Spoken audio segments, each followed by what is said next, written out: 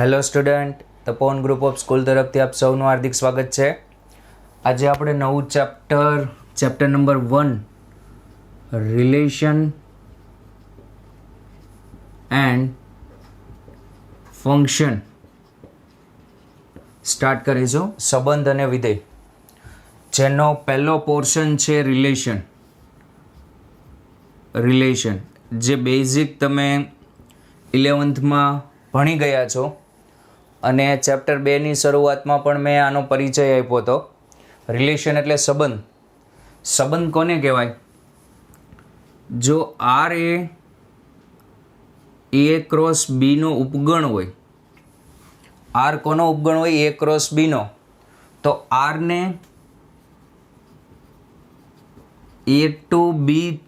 એથી બી પરનો સંબંધ કહે છે.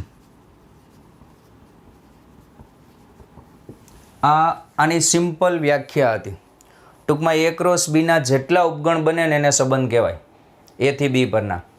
ઓકે, આ જે સંબંધ છે એ ટુ એ, અને એ પરનો સંબંધ કહેવાય. એમ એ પરનો સંબંધ કહે છે.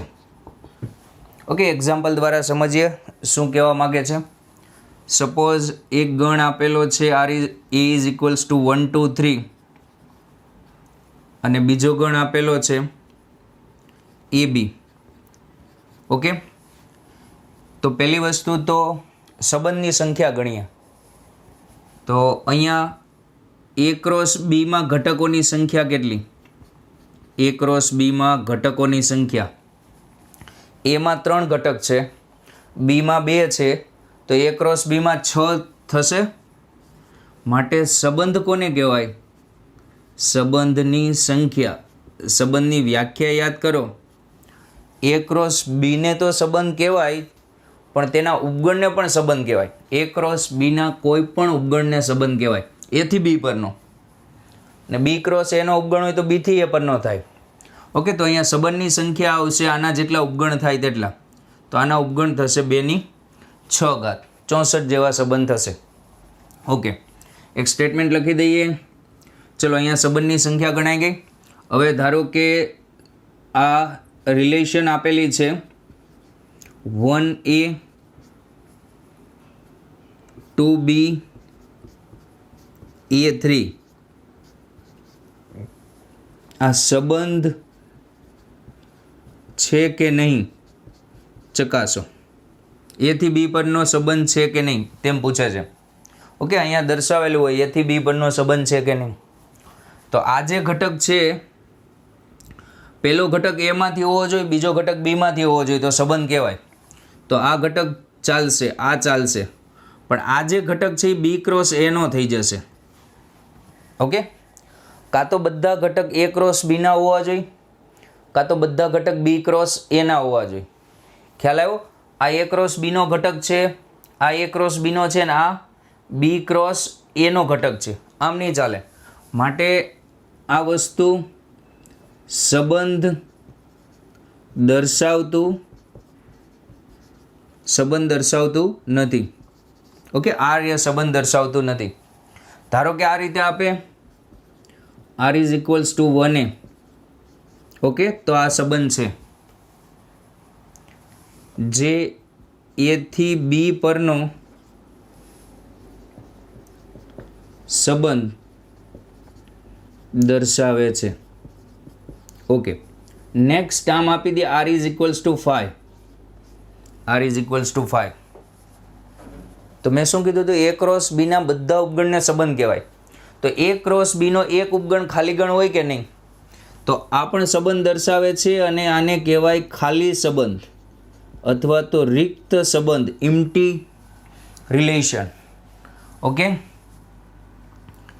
એ ક્રોસ બીનો પહેલો ઉપગણ ખાલી ગણ હોય અને છેલ્લો ઉપગણ ગણ પોતે હોય, તો આ પણ સંબંધ દર્શાવે, એ ક્રોસ બી.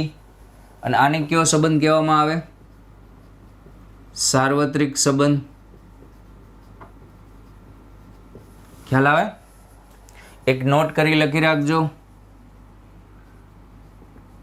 કે જો એમાં m સભ્ય, બીમાં n સભ્ય, બીમાં p રાખી દે, ચલો ને n અહીંયા છે એટલે, તો a થી b પરના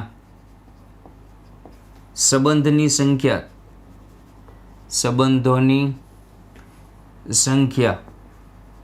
ચલો a ક્રોસ b માં કેટલા થાય? a ક્રોસ b માં mp થશે, a ક્રોસ b માં mp, તો એના ઉપગણો થશે 2mp. ખ્યાલ આવ્યો? આ સંબંધની વ્યાખ્યા હતી. અને સંબંધ કોને કહેવાય કોને ન કહેવાય એ બેઝિક પરિચય હતો. ચલો હવે ચર્ચા કરીએ અમુક વિશિષ્ટ સંબંધની. બે સંબંધ મેં તમને કહી દીધા. આ ખાલી સંબંધ છે, આ સાર્વત્રિક સંબંધ છે. ઓકે, હવે ચર્ચા કરીએ જે આપણા મેઇન 3 સંબંધ છે તે. પહેલો છે રિફ્લેક્સિવ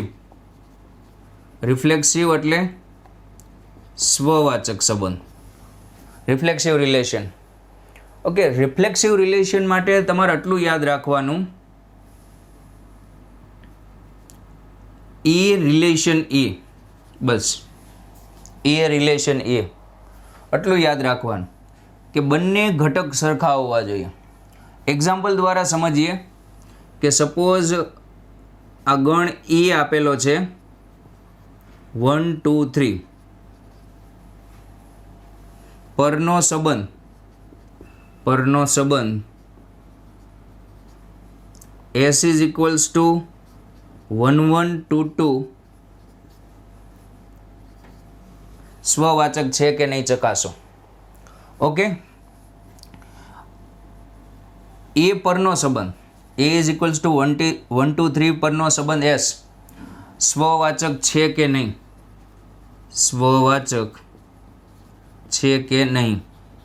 ઓકે, ચલો સ્વવાચક માટે ડબલની પેર આવવી જોઈએ. ડબલની પેર એટલે 1 1 હોવા જોઈએ, 2 2 હોવા જોઈએ, 3 3 પણ હોવા જોઈએ.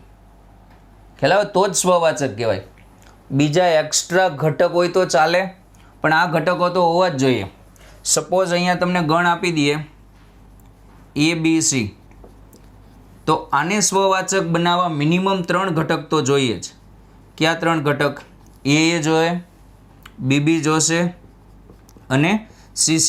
પછી એક્સ્ટ્રા AB આપી દઈએ તો એનો કોઈ ઇસ્યુ નથી, પણ આ 3 ઘટક કમ્પલસરી જોઈએ. ખ્યાલ આવે? એ રિલેશન એ, એને સાંકળતા બધા ઘટક હોવા જોઈએ. એ રિલેશન એ, આને સ્વવાચક કહેવાય. આનો અર્થ એમ થાય જે ગણ પર આપે એમ. ધારો કે અહીંયા 1 થી 10 ઘટકો આપ્યા છે, તો 1 1 હોવા જોઈએ, 2 2 હોવા જોઈએ, 3 3 હોવા જોઈએ, અપ ટુ 10 10 હોવા જોઈએ. પછી એક ઘટક પણ ન હોય તો એ સ્વવાચક કહેવાય નહીં. તો અહીંયા તમે એમ લખી શકો કે 3 3 does not belongs to S. 3 3 S માં નથી, માટે આપેલ સંબંધ S એ સ્વવાચક નથી. અહીંયા લખી દેવાનું S એ સ્વવાચક નથી. ખ્યાલ આવે? હવે તમને ખબર પડી ગઈ હશે કે સ્વવાચક બનાવવા માટે આ ગણ માટે 3 ઘટક જોઈએ, 1 1 2 2 3 3. ઓકે, ખાલી જો આટલું જ આપેલું હોત, અહીંયા 3 નથી આપેલા અને આમ પૂછે, હવે આ સવાલ પૂછે તો સ્વવાચક છે.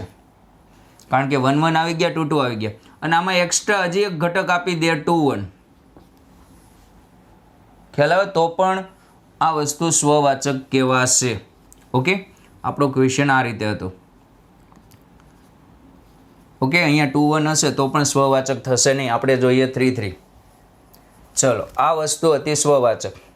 દરેક પોતાના ઘટકને સાંકળવો જોઈએ. પોતે પોતાને સાંકળતો એવી બધી જોડ હોય તો સ્વવાચક કહેવાય. In short. ચલો બીજું, સિમેટ્રિક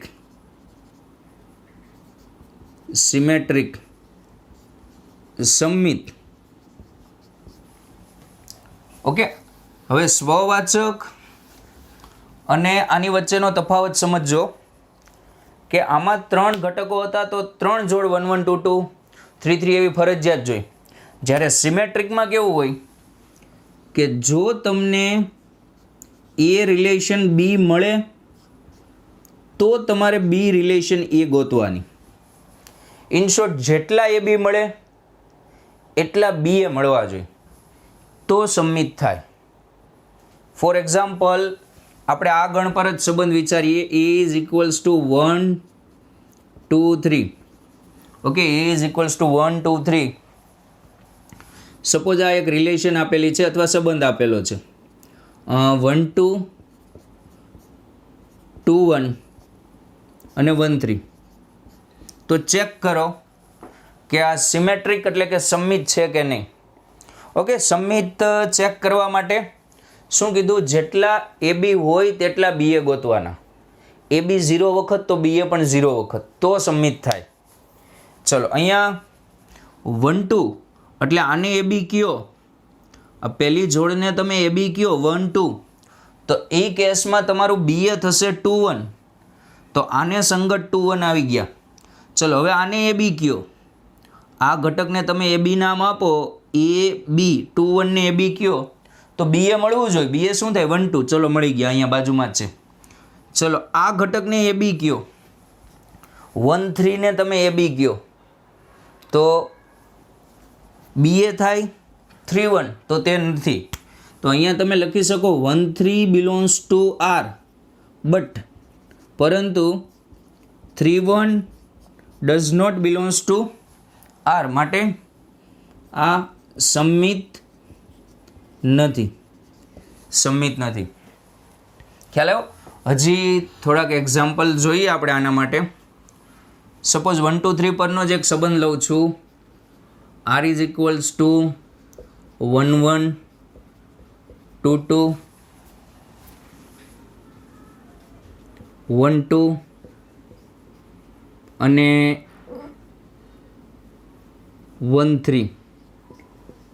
ઓકે, પહેલાં તમે એ ચેક કરો કે આ સંબંધ સ્વવાચક છે કે નહીં. તો સ્વવાચકમાં મેં તમને શું કીધું હતું? કમ્પલસરી બધી જોડ જોઈ.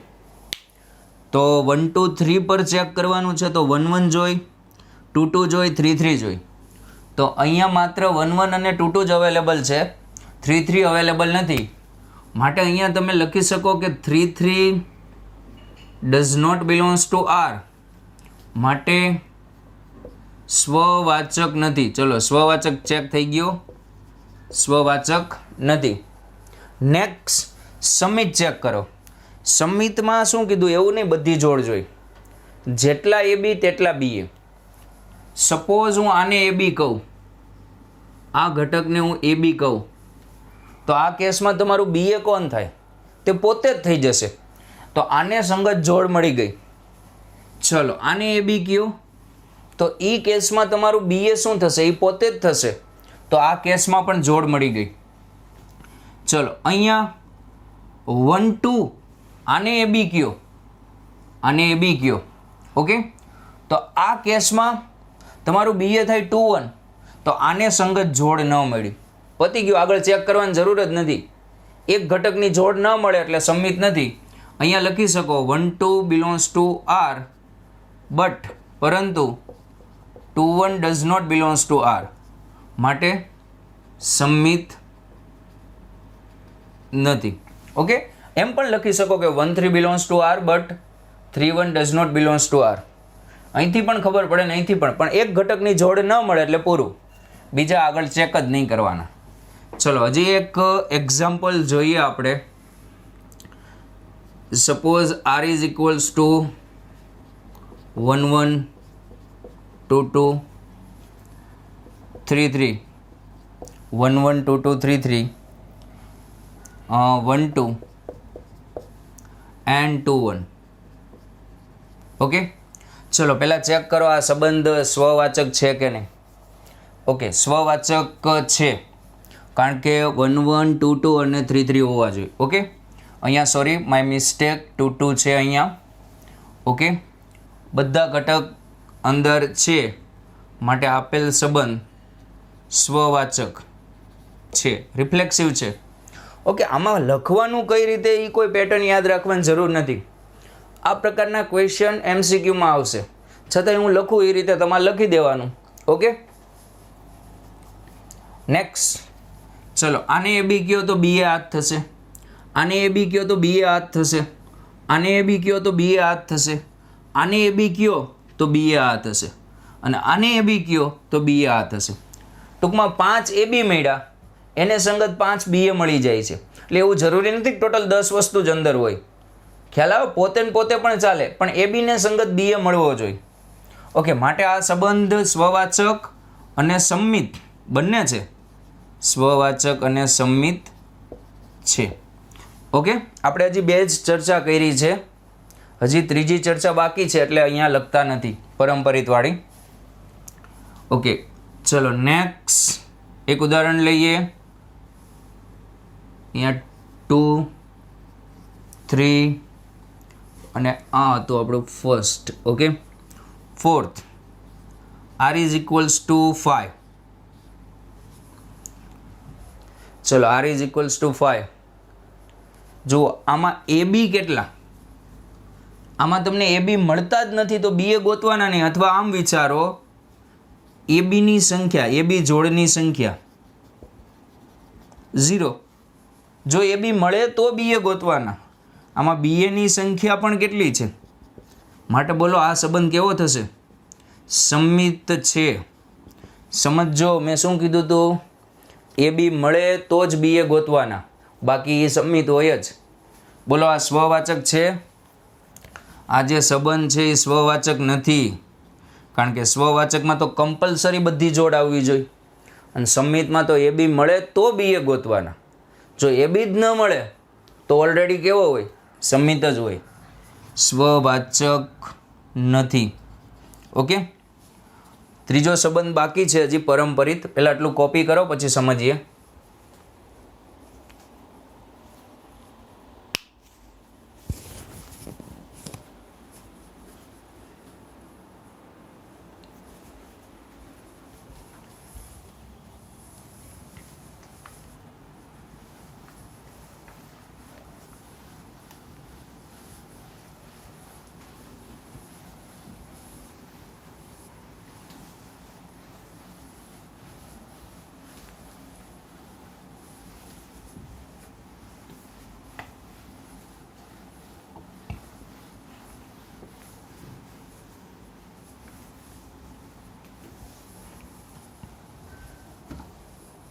ઓકે સ્ટુડન્ટ, ત્રીજો પ્રકાર જોઈએ. થર્ડ ટાઈપ, ટ્રાન્ઝિસ્ટિવ પરંપરિત. પરંપરિત. ઓકે, પરંપરિત સંબંધ.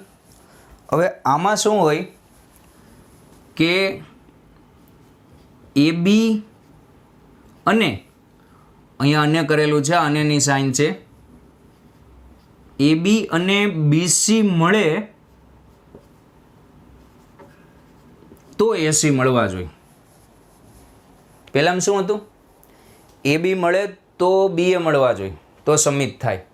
જો એ બી ન મળે તો સંમિત જ હોય. એમાં પણ સેમ, આમાં પણ સેમ, કે એ બી અને બીસી હોય, 1 2 અને 2 3 હોય. જો 1 2 અને 2 3 મળે તો સામે બીજી એક પેર મળવી જોઈએ 1 3 ની, તો પરંપરિત કહી શકો. પણ ખાલી આટલું મળે તો 5. આવો સંબંધ આપ્યો છે, રિલેશન આપી છે, તો આમાં એ બી કે બીસી છે જ નહીં. હવે એ બી કે બીસી હોય જ નહીં તો ઓલરેડી કેવું હોય? પરંપરિત. આ યાદ રાખજો, ખ્યાલ આવે? એ બી અને બીસીની ધારો કે આ છે 1 1 2 2. રેડી? ચલો આમાં તમે આને એ બી કહો તો બીસી કોને કહો? આને બીસી નો કહેવાય. બી એટલે 1 છે, જુઓ ખ્યાલ આવે? તો આમાં એ બી અને બીસી મળ્યા જ નહીં તો કેવો હોય? પરંપરિત હોય. ખ્યાલ આવે? પરંપરિત ક્યારે ન હોય? તો એ બી અને બીસી મળે, એ બી અને બીસી મળે પણ એસી ન મળે. એ બી અને બીસી મળે પણ એસી ન મળે તો પરંપરિત ન હોય. જો એસી મળે તો પરંપરિત હોય. અને પછી ક્યારે પરંપરિત હોય? એ બી અને બીસી મળે જ નહીં તો પણ પરંપરિત હોય. ટૂંકમાં આમાં એ બી અને બીસીની જોડની સંખ્યા 0 દેખાય. એ બી અને બીસી આવી જોડ બને એવી 0. અને એસીની સંખ્યા પણ 0, માટે આ પરંપરિત કહેવાય. ખ્યાલ આવે? એ બી અને બીસી મળે તો જ એસી ગોતવા જવાનું. સંમિત અને પરંપરિતમાં આ વસ્તુ યાદ રાખજો. ચલો આ વસ્તુ ઉદાહરણથી શરૂઆત કરીએ આપણે. ચલો એ પર જ આપણે ઉદાહરણ લઈ લઈએ. 1 2 3. 1 2 3. Okay. r is equals to first example, r is equals to 1 1. હવે ત્રણે ત્રણ ચેક કરશો ભાઈ આપણે. ખ્યાલ આવે? અને એક વસ્તુ નોટ કરીને લખી રાખજો, નોંધ કરીને. જો સંબંધ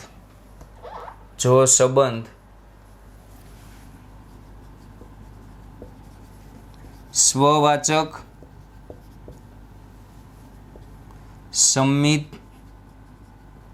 અને પરંપરિત હોય તો ત્રણેય હોય તો તેને સામ્ય સંબંધ કહે છે. ઇક્વિવેલન્સ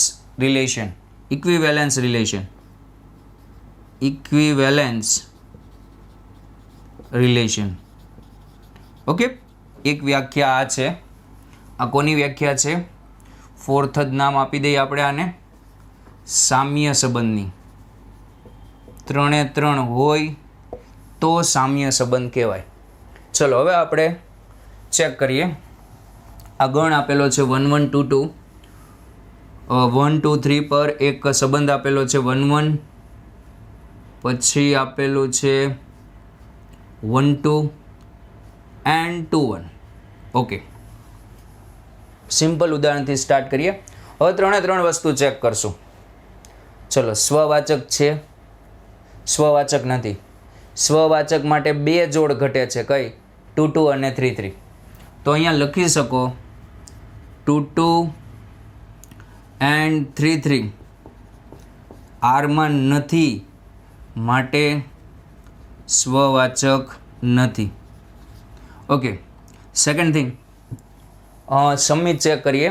તો સંમિત માટે તમારે શું વિચારવાનું? એ બી ગણતા જાઓ, સામે બી એ જોતા જાઓ. જ્યારે એ બી મળે ને બી એ ન મળે ત્યાં સ્ટોપ કરીને કહી દેવાનું સંમિત નથી. ચલો આ તમારો એ બી, તો બી એ પણ પોતે જ થશે. આ વસ્તુ તમારો એ બી 1 2 ને તમે એ બી કહેશો તો બી એ આ થશે 2 1. ઓકે. અને આને એ બી કહેશો તમે, આને એ બી કહેશો તો બી એ તમારો આ થશે. ટૂંકમાં 3 એ બી મળ્યા ને સામે 3 બી એ મળી ગયા, અંદરો અંદર એડજસ્ટ થઈ ગયા. માટે આ સંબંધ કેવો છે? સંમિત છે. ઓકે. હવે ચેક કરીએ પરંપરિત. પરંપરિત માટે અહીંયા જરાક ધ્યાન આપજો. 1 1 1 2 2 1. સપોઝ હું આને એ બી કહું તો બી કેટલા છે? 1 છે ને. તો બીસી કોને કહેવાય? એ બી અને બીસી પહેલાં ગોતવાના. જો એ બી અને બીસી જ ન મળે તો પરંપરિત જ હોય. ખ્યાલ આવે? મેં શું કીધું હતું? એ બી અને બીસી ન મળે તો એ બી અને બીસીની સંખ્યા 0, તો એસીની સંખ્યા 0 જ થઈ જાય. ચલો એ બી, આ એ બી થશે. ઓકે. બીસી ગોતો તો આને બીસી કહી શકો. દેખાય? બી = 1 હોવા જોઈએ. ઓકે. આને બીસી કહી શકો. તો તમારે કઈ જોડ જોઈ? એસીની જોડ જોઈ. એસી એટલે કોણ બને? 1 2 બને. તો અંદર જુઓ 1 2 છે. હા છે, આ પોતે જ છે. દેખાય છે? આ પોતે જ છે. ચલો આનું કામ કમ્પ્લીટ. ચલો આને એ બી કીધા તો બીજા કોઈને બીસી કહી શકાય? ના, બીજા કોઈને ન કહી શકાય. હવે એક કામ કરો, આને એ બી કહો તો તમારું બીસી થશે. આ જુઓ B2 હોવો જોઈએ. ઓકે. તો એસી કોણ થાય?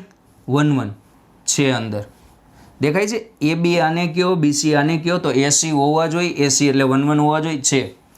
ચલો પછી આને એ બી કયો તો બીજા કોઈને બીસી કહી શકાય એમ નથી. બધી શક્યતા વિચારવાની. ચલો આને એ બી કયો તો B1 છે, આ તમારું બીસી થશે. તો એસી એટલે શું થવું જોઈએ? 2 1. તો એસી પણ અંદર છે, 2 1 છે ને અંદર, જુઓ આર્યું. માટે આ સંબંધ જેટલા એ બી અને બીસી આપણે મળ્યા એટલા સામે એસી મળી ગયા. માટે આ સંબંધ સંમિત અને પરંપરિત છે. ઓકે, થોડું મોટું ઉદાહરણ લઈએ એટલે ખ્યાલ આવે. Suppose R is equals to ગણમાં 1 1 2 2 3 3 1 2 1 2 2 1 1 3. ઓકે, અહીંથી તમને ક્લિયર થઈ જશે કે સંબંધ ક્યાં કઈ રીતે ઓળખવો. ચલો પહેલાં સ્વવાચક નક્કી કરીએ. સ્વવાચક માટે 1 1 2 2 3 3 બધું છે. તો આ જે સંબંધ છે તે કેવો છે? સ્વવાચક છે. ઓકે, નેક્સ્ટ સંમિત. ચલો આ એ બી, તો બી એ ગોતો પોતે જ થશે. ખ્યાલ આવે છે? અહીંયા આ એ બી તો બી એ પોતે, આ એ બી તો બી એ પોતે. શેની વાત ચાલે છે? સંમિતની. સંમિતમાં એ બી ગોતવાનો, સામે એ બી મળે એટલે સામે બી એ મળવો જોઈએ. તો આ 3 એ 3 ને એ બી કયો તો બી એ પોતે જ થાય. ચલો અહીંયા આ એ બી દેખાય, અહીંયા આ એ બી તો બી એ થશે આ, અને આને એ બી કયો તો બી એ આ થશે. એટલે આ બંનેનું મળી જાય છે. આને એ બી કયો તો બી એ થાય 3 1, જે મળતો નથી. તો અહીંયા લખી શકો કે 1 3 બિલોંગ્સ ટુ આર, બટ પરંતુ 3 1 does not belongs to R. માટે સંમિત નથી. એક જોડ ન મળે એટલે ના પાડી દેવાની. ચલો પરંપરિત માટે હું શક્ય જોડ બનાવું, બધી જેટલી શક્ય થતી હોય એટલી બધી જોડ વિચારવાની. ચલો એ બી, બીસી અને એસી. ચલો એ બી તરીકે હું 1 1 લઉં. પહેલાં બધું લખવાની જરૂર ન હોય, તમને ડાયરેક્ટ એક જોડ ન હોય એવી દેખાઈ જાય તો પણ ચાલે. ચલો એ બી તરીકે 1 1 લીધા તો આને બીસી ન કહેવાય. આ જ્યાં એન્ડ થાય ને ત્યાંથી બીસી સ્ટાર્ટ થવું જોઈએ. જુઓ B1 છે તો આ બીસી ન કહેવાય, આ ન કહેવાય, આ કહેવાય. તો બીસી તરીકે 1 2 લઈ શકો. તો એસી એટલે શું થશે? 1 2. ચલો 1 2 છે, આ જોડનું કામ ક્લિયર. ચલો પછી હજી 1 1 સાથે જેટલી આવતી હોય એટલી લેવાની. આને બીસી ન કહેવાય, આને ન કહેવાય, આને કહેવાય, એ આપણે કહી દીધું. આને બીસી કહેવાય? ન કહેવાય, કારણ કે B1 છે. આને બીસી કહેવાય કોને? 1 3 ને. ઓકે, ચેક કરો તો શું હોવા જોઈએ? 1 3 હોવા જોઈએ. ચલો આ પણ ક્લિયર. હવે વાત કરીએ આને એ બી. હવે આને એ બી કયો 2 2 ને, 2 2 ને એ બી કયો. આને એ બી કઈ તો આને બીસી ન કહેવાય, આને ન કહેવાય, આને કહેવાય. તો 2 1. એ હિસાબથી એસી એટલે 2 1 હોવી જોઈએ, જે ગણમાં છે જ. ચલો પછી 2 2 સાથે 1 3 નહીં આવે. ઓકે, 2 2 સાથે આ એક જ બનશે. ચલો 3 3 સાથે, 3 3 સાથે આને એ બી કીધા, બીસી ગોતો. પહેલો આંકડો 3 હોય એવો છે જ નહીં તો આ વિચારવાનું જ નહીં. એ બી અને બીસી મળે તો વિચારવાનું.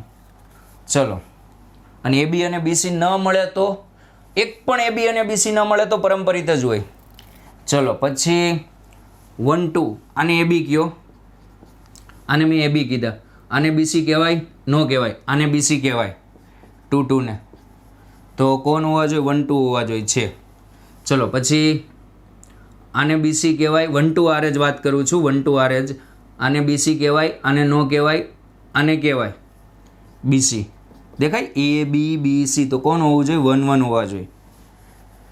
ઓકે, ચલો પછી 1 2 આરે બીજું કોઈ બનશે નહીં. ચલો 2 1 આરે કોણ બનશે? 2 1 આરે 2 1 આરે એક તો આવશે 1 1, એટલે કોણ હોવું જોઈએ? 2 1 હોવા જોઈએ. ઓકે, પછી 2 1 આરે બીજું આવશે 1 2, 2 1 આરે બીજું આવશે 1 2. દેખાય છે કઈ રીતે? 2 1 ને એ બી કીધા, વારાફરતી જોતું જવાનું. 2 1 આરે 1 2 લ્યો તો કોણ હોવા જોઈએ? 2 2. બધી જોડ વિચારવાની. ચલો 2 1 આરે બીજું આવશે 1 3 તો કોણ હોવા જોઈએ 2 3 અહીંયા નથી, પૂરું આગળ ચેક નહીં કરવાનું. 2 3 છે અંદર નથી, તો અહીંયા તમે લખી શકો કે okay 2 1 and 3 1 1 3 belongs to R, but 2 3 does not belongs to R, માટે પરંપરિત નથી. ઓકે, આ ગણતરી તમે જાતે કરજો, લખવાની જરૂર નથી. ઓકે, હજી એક એક્ઝામ્પલ દ્વારા સમજીએ.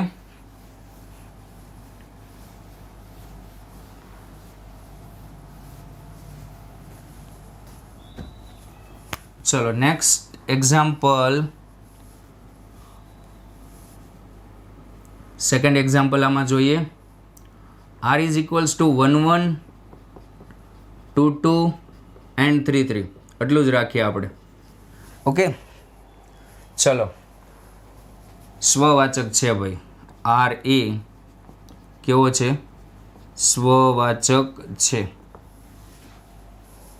ઓકે, ચલો પછી સ્વવાચક થઈ ગયો. સંમિતય છે, આ એ બી તો બી એ પોતે, આ એ બી તો બી એ પોતે, આ એ બી તો બી એ પોતે, 3 એ બી મળ્યા, સામે 3 બી એ મળી ગયા, માટે R એ સંમિત છે. ચલો હવે પરંપરિત માટે એ બી અને બીસી ગોતવાના. શું ગોતવાના? એ બી અને બીસી.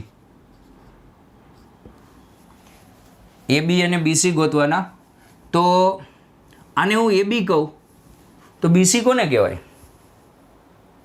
બીસી આ કદાચ તમે આને નાને કહી શકો. આને હું એ બી કહું તો બીસી આને નાને કહી શકો, બીજા કોઈને ન કહેવાય. તો એસી શું થાય? 1 1 જ થાય. એક આ રીતે વિચારી શકો. અને એક બીજી વસ્તુ, આમાં એ બી મળે છે, બીસી મળતા નથી. ઇન શોર્ટ એ બી અને બીસી જેટલા મળે, જો આ બંને મળે તો એસી મળવા જોઈએ. અને આ ન મળે તો મેં શું કીધું હતું? પરંપરિત જ હોય. તો આ એ બી અને એસી મળતા નથી, એ બી અને બીસી મળતા નથી, માટે R એ કેવો છે? પરંપરિત છે. અથવા એમ પણ વિચારી શકો, આ એ બી અને આ બીસી, આના બીસી થશે, બીજું કોઈ બીસી નહીં થાય. તો એસી એટલે આ જ થવાનું. પછી આ જ એ બી ને આ જ બીસી. ખ્યાલ આવ્યો? ચલો હજી એક ઉદાહરણ જોઈએ. R is equals to 5. Direct answer બોલજો. R is equals to 5. તો આ સ્વવાચક નથી, હમણાં સમજાયું. સંમિત અને પરંપરિત છે. કારણ સંમિતમાં શું હોય? એ બી મળે તો બી એ ગોતવાના. હવે એ બીની સંખ્યા 0 અને બી એની સંખ્યા આમાં 0. અને પરંપરિતમાંય સેમ. એ બી અને બીસીની સંખ્યા કેટલી? આમાં જુઓ તો એ બી અને બીસી 0, તો એસી 0. એ બી અને બીસી મળે જ નહીં તો પરંપરિત જ હોય. ઓકે, ખ્યાલ આવ્યો? જેમ જેમ ક્વેશ્ચન કરશું એમ વધારે ખ્યાલ આવશે. ચલો હવે આપણે આગળ એક્ઝામ્પલ કરીએ. A is equals to 1 2 3 પરના 1 2 ને સમાવતા સામ્ય સંબંધની સંખ્યા કેટલી? ઓકે, 1 2 3 પરના 1 2 ને સમાવતા સામ્ય સંબંધની સંખ્યા. અચ્છા, સંબંધને સામ્ય બનાવવાનો છે. કેવો બનાવવાનો છે? સામ્ય. સામ્ય સંબંધ કોને કહેવાય? સ્વવાચક હોવો જોઈએ, સંમિત હોવો જોઈએ, પરંપરિત હોવો જોઈએ. ઓકે, તો પહેલાં હું સંબંધને સ્વવાચક બનાવું. ઓકે, સ્વવાચક બનાવવા કોણ જોઈ? 1 1 જોઈ, 2 2 જોઈ, 3 3 જોઈ. આપણે એવા સંબંધો ગણવાના છે જે સામ્ય હોય, પ્લસ એની અંદર કોણ હોવું જોઈએ? 1 2 તો હોવો જ જોઈએ. ચલો, આ મેં શું કામ લખ્યા? વિચારો. સંબંધને મારે કેવો બનાવવાનો છે? સામ્ય. સામ્ય બનાવવા સ્વવાચક હોવો જોઈએ એટલે આ લખ્યા. તો સર 1 2 શું કામ લખ્યા? 1 2 રકમમાં કીધું છે, 1 2 ને સમાવતા, 1 2 તો અંદર હોવો જ જોઈએ. ચલો આ કેવો બની ગયો? સ્વવાચક બની ગયો. પણ મારે સામ્ય બનાવવાનો છે. સામ્ય એટલે સ્વવાચક, સમિત અને પરંપરિત ત્રણેય હોવો જોઈએ.